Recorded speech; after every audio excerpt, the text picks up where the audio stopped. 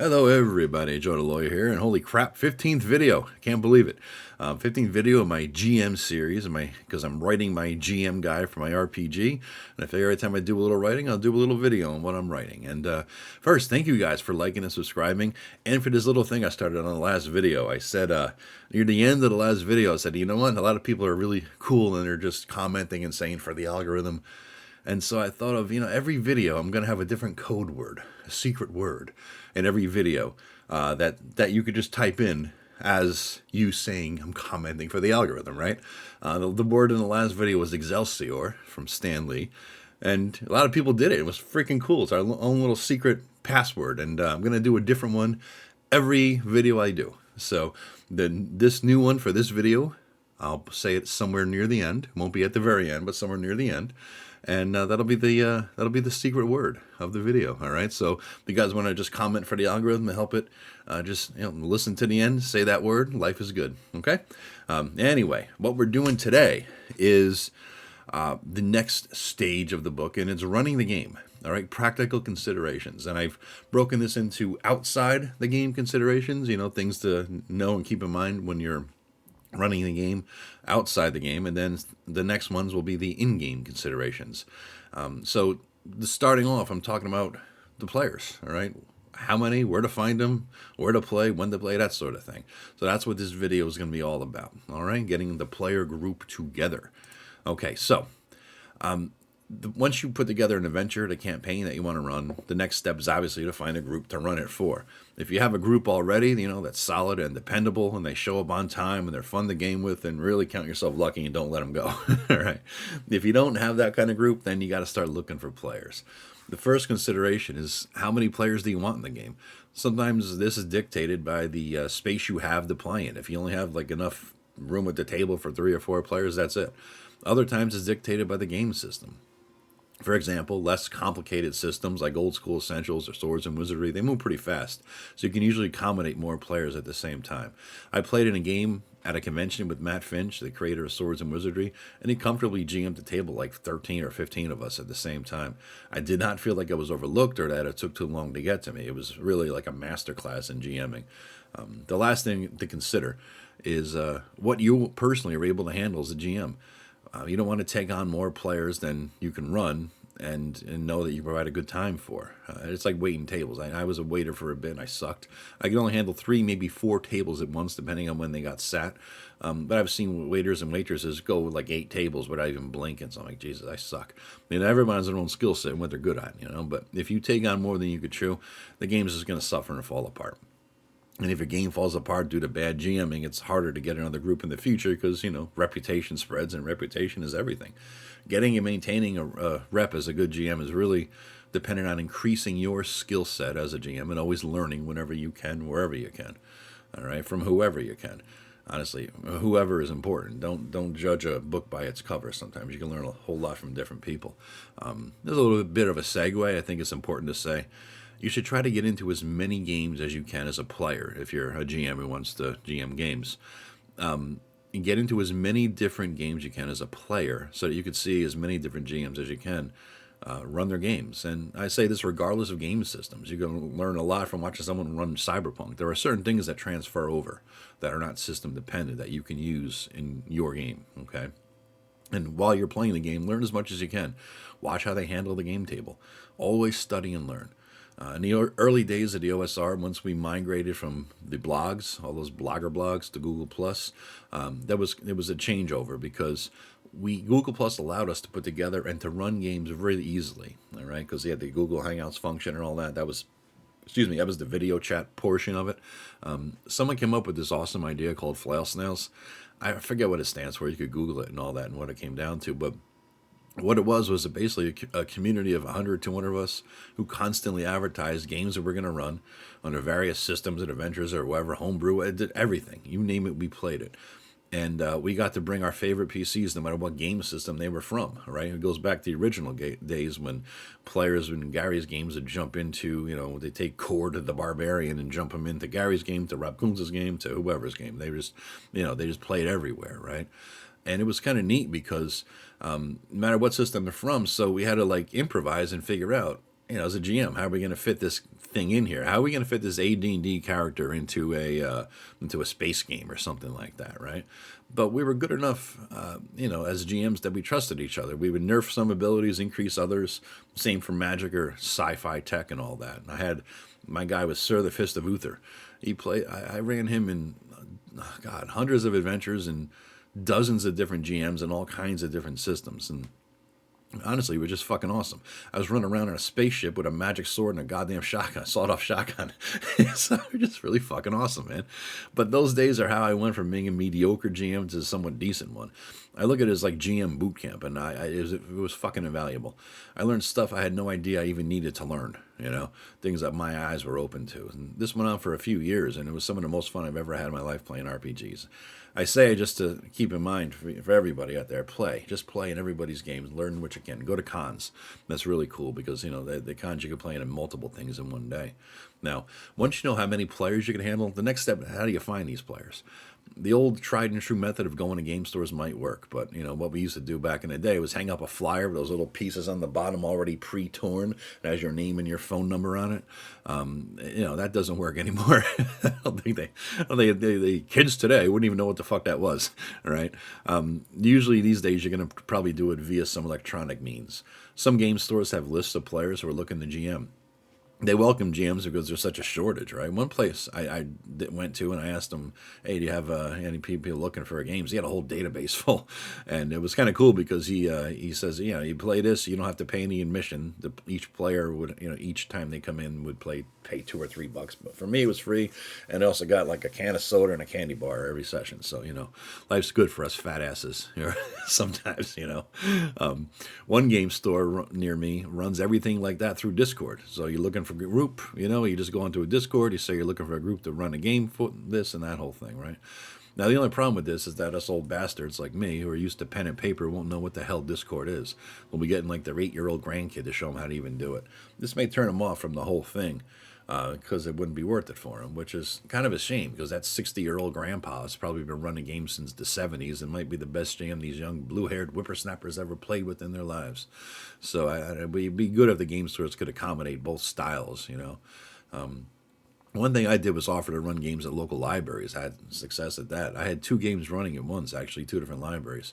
It was really easy to get them up and running there, too. In one library, I just hung a flyer on the door, and in a matter of a week or 2, I had a group going. In the other library, they were actually advertising D&D as part of their teenager game night program, Scrabble, Monopoly, D&D, blah, blah, blah. And I spoke with the librarian, and he said he's looking for a GM because they don't have any of them. They have a lot of players, but they don't have anybody to run the game. So I stepped up and I ran a game for a while and, a little campaign, and I took a few people under my wing, including the librarian.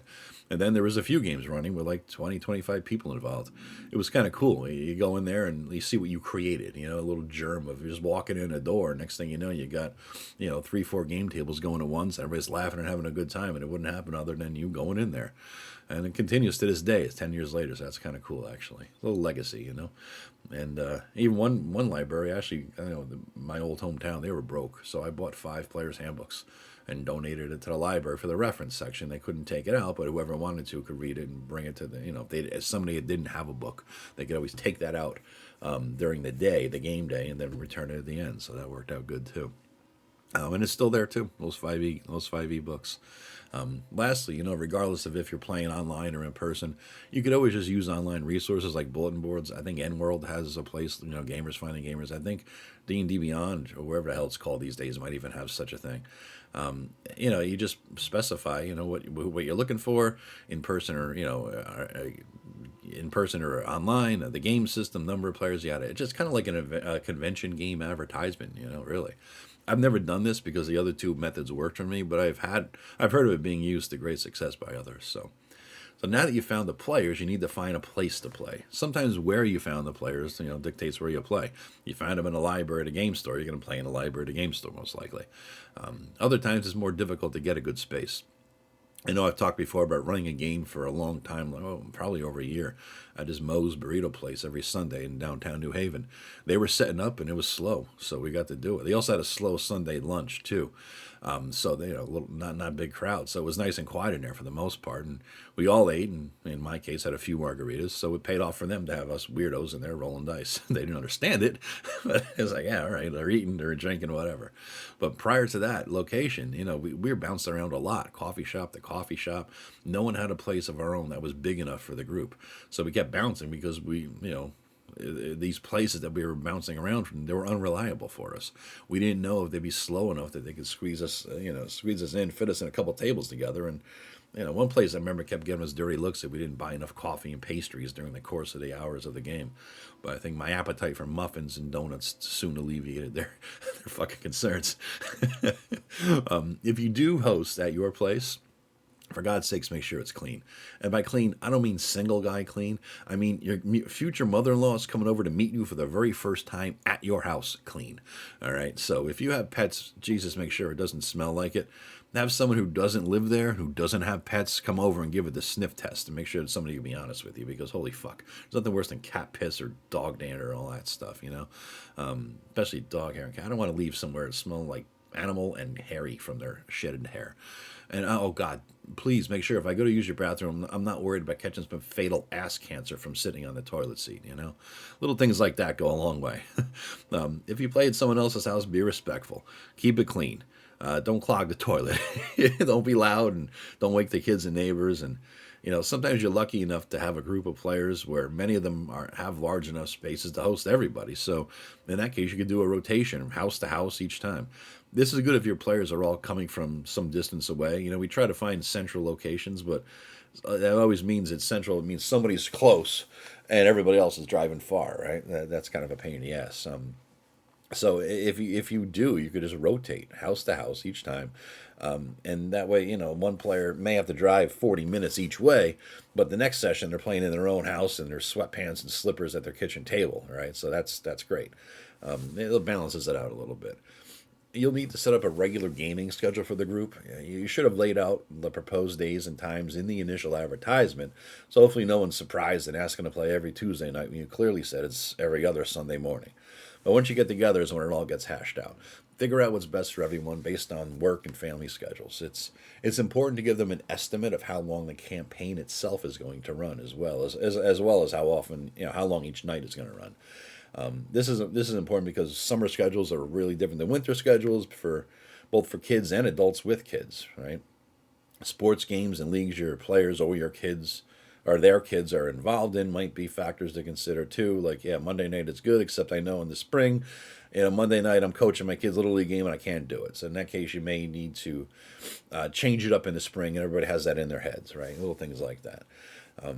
Tweaking, this schedule is expected as you go, right? But it's important that the schedule's hammered out in advance. Nobody wants to leave a game with the next game date, date and time up in the air.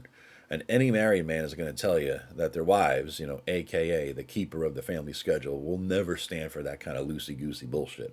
All right. Never. So they want you hammered out firmly. Speaking of which, back when I was in sales, we were told to never have a sales call without both husband and wife there. We called that a one-legger if we did it with only one person. Because there's no stability in a one leg, standing on one leg, and that's the case for these kind of sales calls. You need all decision makers at the table when it's time to sign on a dotted line. That's because when the other decision maker gets home and finds out so signed a contract and they're on the hook for $200 a month for home delivered frozen food, all hell's going to break loose, and the contract's usually canceled the next day. I say home delivered frozen food. That was a job I had in sales. It was a shit job, Jesus Christ. Anyway. By that same token, when you tell everyone to show up at session 0 to hash out the game schedule, amongst other things, make sure the keeper of the family schedule was consulted and gave them all the dates they were allowed to play without messing up the family schedule. If after everybody agrees to a date and time, somebody stands up and says, okay, good, and we're all set then. I'll just let you know my wife says tomorrow about everything. Then your session 0 was a fucking one-legger. All right. Also, just honestly kick the fucking guy out of the game now. Save yourself some grief. In my experience, that type of guy, he's going to miss more than half the games because his wife will want to do some bullshit. He's going to, be dragged into doing that bullshit with her. So, and then he won't he won't say no, and so your game's going to suffer, and he becomes unreliable. Just boot his ass out now. So, hey, the code word of the day, if you're commenting for the algorithm, is Gary sent me. All right, that's the phrase. Gary sent me. So type that in the comments if you're commenting for the algorithm, and we'll all know our little secret code. And people who didn't listen to this video all the way through or just looking at comments are like, what the fuck's he talking about, right? So by that same token, guys, thank you, and thank you for listening. Like and subscribe. Share this thing around. So today we did the players. Next video tomorrow is going to be running the type of game, distractions, food, cancellations, out of character yakking, things like that. In future videos, players fighting, handouts and props, music and lighting, multiple groups of PCs in one campaign, and game balance. That's all the outside the game considerations. That's everything on the agenda. Then we got a twice as long list of in-game consideration topics. So I'm keeping these about 15 minutes each, so hopefully that'll be good for you. All right? All right, I'll talk to you tomorrow, everybody. Have a great day. Bye-bye.